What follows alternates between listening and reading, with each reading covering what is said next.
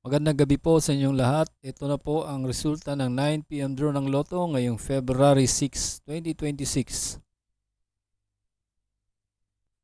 Kung bago ka pa lang sa aking channel, pwede kang mag-like, share, at subscribe para updated kayo sa mga PCSO lottery results araw-araw.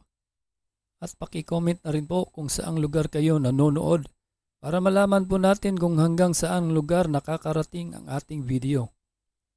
Okay, simulan na po natin. 38, 35, 2, 44, 22, and 39 in any order for the jackpot prize of 28,320,023 pesos and 7 centavos.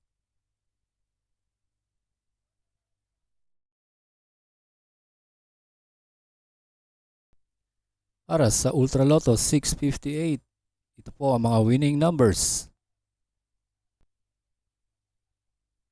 50, 28, 37, 34, 6, and 11 in any order for the jackpot prize of 75 million pesos.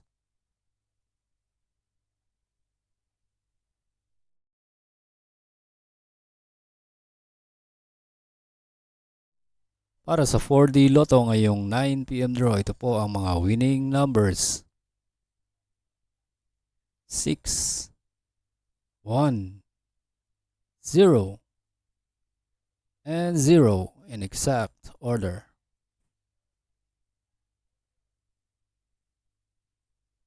Para sa 3D Lotto ngayong 9 PM draw, ito po ang mga numerong lumabas. 7, 0, and 0 in exact order.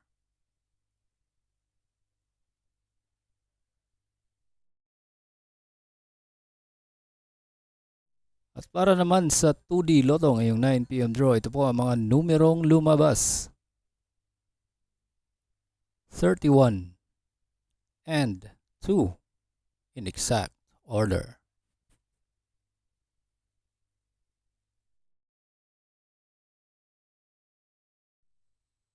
Congratulations po sa lahat ng nanalo at kita-kits po tayo bukas para sa 2 PM, 5 PM at 9 PM. Maraming salamat po sa panunood. God bless us all.